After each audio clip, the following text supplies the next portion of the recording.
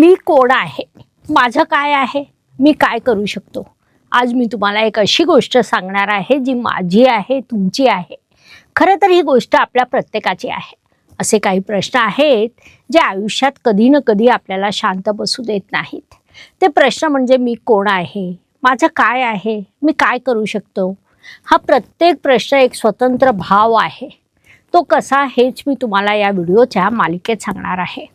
नमस्कार, मी डॉक्टर ज्योती जोशी. आपण पाहत आहात ॲस्ट्रोगुरू डॉक्टर ज्योती जोशी यांचे यूट्यूब चॅनल. जीवनाचा राजमार्ग दाखवणाऱ्या 12 भावांची गोष्ट मी या व्हिडिओच्या मालिकेतून आपल्यापुढे मांडणार आहे. याआधी आपण आमच्या ॲस्ट्रोगुरू डॉक्टर ज्योती जोशी या यूट्यूब चॅनलला लाईक, सबस्क्राईब आणि शेअर करा, म्हणजे पुढील व्हिडिओ अपलोड झाला की लगेच नोटिफिकेशन येईल.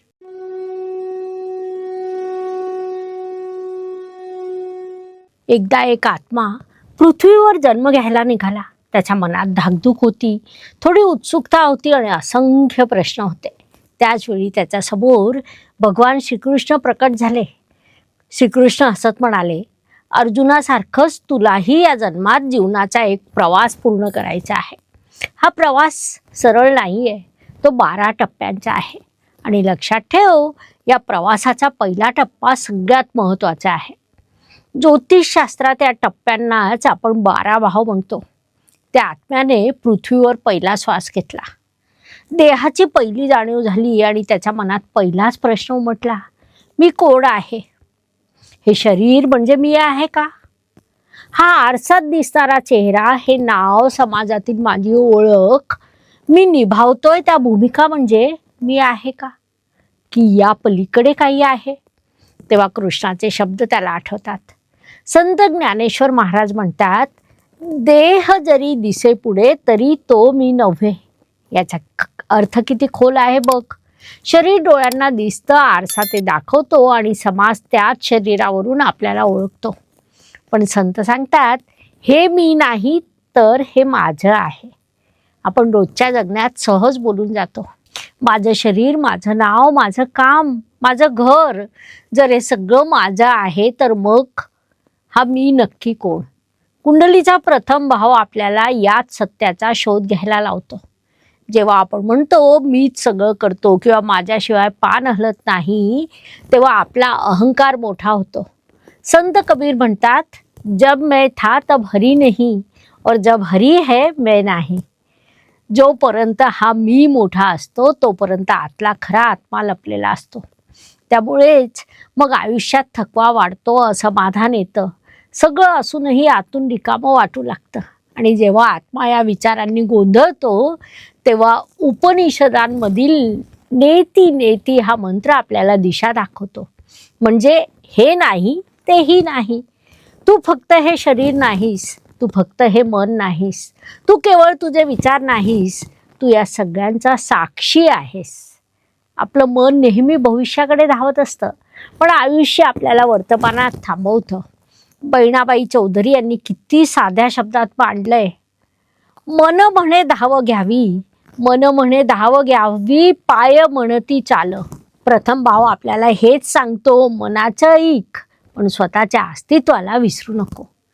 भगवद्गीतेचं सार देखील हेच सांगतं, स्वतःला ओळखल्याशिवाय केलेलं कोणतंही काम, कोणतंही कर्म पूर्ण समाधान देऊ शकत नाही. काम करा, जबाबदाऱ्या पार पाडा, नाती निभवा, पण या सगळ्यात स्वतःची मूळ ओळख गमावू नका. सोप्या भाषेत सांगायचं तर तुमचं शरीर आणि त्याची जाणीव, तुमचं व्यक्तिमत्व आणि आत्मविश्वास, मी आहे ही शुद्ध भावना, ज्यांचा हा प्रथम भाव संतुलित असतो त्याचे निर्णय स्पष्ट असतात. त्यांचा स्वतःशी संघर्ष कमी होतो आणि खऱ्या अर्थाने आयुष्यासोबत संवाद सुरू होतो. कृष्ण हसत म्हणतात, हा तर फक्त पहिला टप्पा आहे. अरे, अजून 11 भाव बाकी आहेत.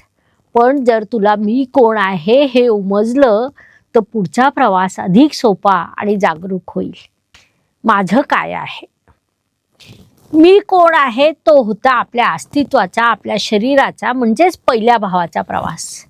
पुढचा भाव म्हणजे दुसरा टप्पा, तितक्याच जिव्हाळ्याचा आहे आणि तो म्हणजे माझं काय आहे. तो आत्मा आता पृथ्वीवर जगायला लागला. तो फक्त अस्तित्व उरला नाहीये, तर तो त्याची नाती संबंध अनुभवायला लागलाय. तो सभोवताली पाहतो, तिथे घर आहे, माणसं आहेत, त्याला एक नाव मिळालंय आणि हळूहळू त्याच्या मनात एक भावना घर करत आहे. ती भावना म्हणजे हे सगळं माझं आहे. त्या आत्म्याकडे पाहून भगवान श्रीकृष्ण हळूच हसले आणि म्हणाले, पार्था, हा आहे जीवनाचा दुसरा भाव. इथूनच तुझी खरी जडणघडण सुरू होते. हा भाव आपल्याला विचार करायला लावतो की माझं कुटुंब कोणतं. मी अनेक वर्ष ज्योतिषशास्त्र आणि भगवद्गीतेचा अभ्यास केला. त्या अभ्यासातून जन्माला आला हा ग्रंथ, ग्रह गीता. हा ग्रंथ फक्त भविष्य सांगण्यासाठी नाही, तर भविष्य घडवण्यासाठी आहे. आजच प्रकाशनपूर्व नोंदणी करा 40% सवलतीसह आणि गीतेचा प्रकाश आपल्या जीवनात आणा. मी लोकांशी कसं बोलतो, मी आयुष्यात नक्की काय साठवतोय, केवळ धन दौलत की संस्कार आणि मूल्य? लक्षात ठेवा, दुसरा भाव हा बँकेतल्या पैशांचा नाही, तर तो तुमच्या संस्काराचा आहे. आत्मा जेव्हा कुटुंबात वाढतो तेव्हा तिथेच तो आयुष्याचा पहिला धडा गिरवतो. कसं बोलायचं, कसं ऐकायचं, कधी रागवायचं, समोरच्याला कसं माफ करायचं, हे आपल्या कुटुंबात शिकवतं. रामायणात उदाहरण घ्या ना, राजा असो वा सामान्य माणूस, घरातले संस्कार तुमच्या जीवनाला दिशा देतात. जे आपण घरात ऐकतो तेच उद्या जगात जाऊन बोलतो. आणि म्हणूनच श्रीकृष्ण विचारतात, तू जे बोलतोस ते तुला कधी स्वतःला ऐकू येतं का?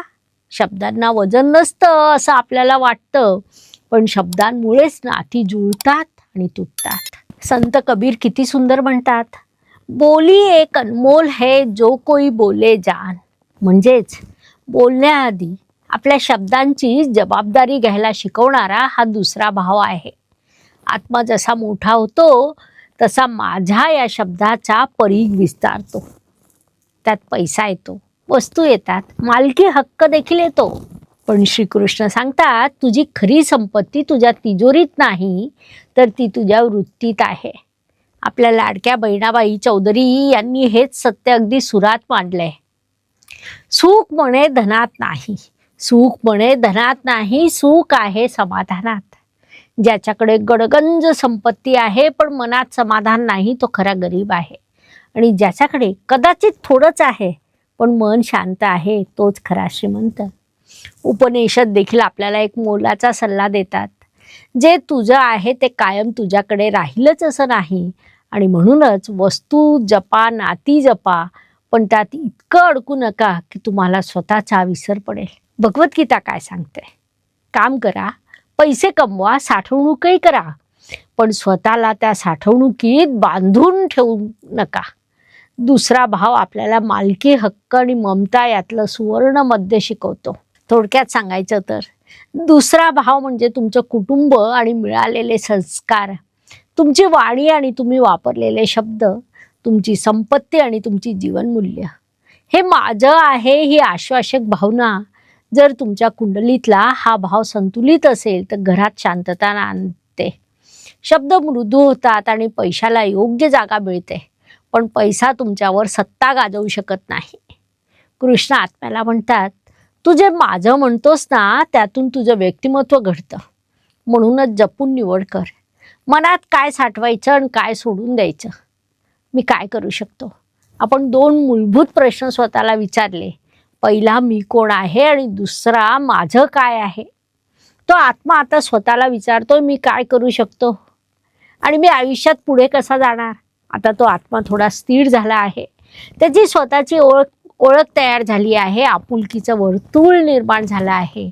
आणि मग अचानक त्यातून एक उर्मी येते, एक आवाज येतो, आता मला हालचाल करायची आहे, मला काहीतरी करून दाखवायचे आहे. त्या आत्म्याकडे पाहून भगवान श्रीकृष्ण हसत म्हणाले, पार्था, हा आहे तुझ्या कुंडलीतला तिसरा भाव. म्हणूनच तुझ्या जीवनाचा प्रवास खऱ्या अर्थाने गती घेतो.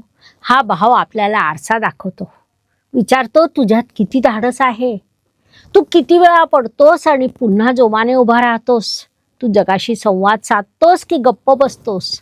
लक्षात ठेवा, तिसरा भाव हा भाग्याचा नाही, तर तो प्रयत्नांचा आहे. तुमचं नशीब कितीही बलवान असलं तरी जोपर्यंत तुम्ही पाऊल उचलत नाही तोपर्यंत रस्ता सापडत नाही. लहान मूल जेव्हा चालायला शिकतं तेव्हा ते पडतं, त्याला लागतं, ते रडतं, पण ते थांबत नाही, ते पुन्हा उभं राहतं. हाच तिसरा भाव आहे. रामायणात जेव्हा प्रभू रामाला वनवास मिळाला, त्यांनी नशिबाला दोष दिला नाही किंवा माझ्यासोबतच असं का असा प्रश्न विचारला नाही. त्यांनी एकच गोष्ट केली, त्यांनी धैर्याने पहिलं पाऊल पुढे टाकलं. रामायणाची हीच शिकवण आहे. संकट कितीही मोठं असलं तरी प्रयत्न थांबवू नका. प्रयत्नांचं हे मर्म सांगताना संत ज्ञानेश्वर महाराज म्हणतात, जे जे होईल ते होईल, पण प्रयत्न सुटू नये. याचा अर्थ किती सोपा आणि मोलाचा आहे. यश अपयश आपल्या हातात नसतं, पण प्रामाणिक प्रयत्न करणं मात्र सर्वस्वी आपल्याच हातात असतं. तिसरा भाव म्हणजे शारीरिक धाडसाचा नाही, तर तो संवादाचा आहे. आत्मा इथे शिकतो कसं बोलायचं, समोरच्याचं कसं ऐकायचं, आपलं मत कसं मांडायचं, कधी शांत राहायचं. कबीरजी एका सुंदर दोह्यातून आपल्याला संयम शिकवतात. धीरे धीरे रे मना, धीरे धीरे रे मना, धीरे सब कुछ होय.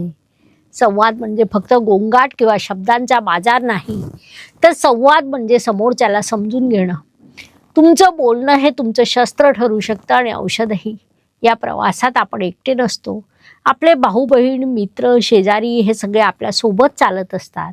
यातले काही आपल्याला मदत करतात, तर काही जण आपल्याला मागे खेचण्याचा प्रयत्न करतात. पण हे सगळं जर खरं असेल तर आपल्या धैर्याची परीक्षा इथे असते. भगवद्गीतेत श्रीकृष्ण अर्जुनाला जो कर्मयोग सांगतात तो तिसऱ्या भावाचा पाया आहे.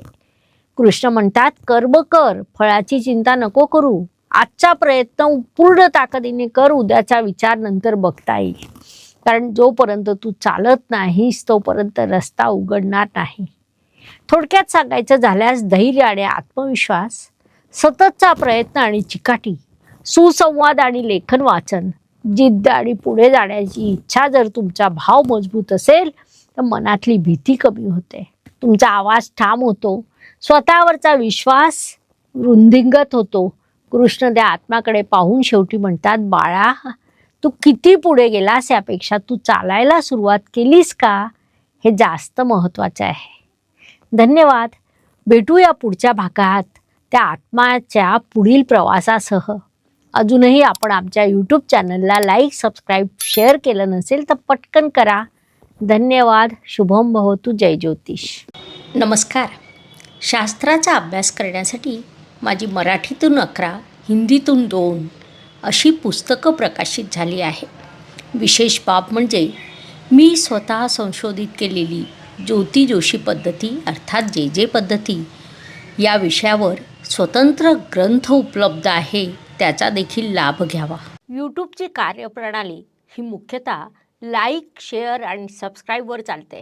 Please like, share and subscribe the channel. धन्यवाद. शुभम भवतु. जय ज्योतिष.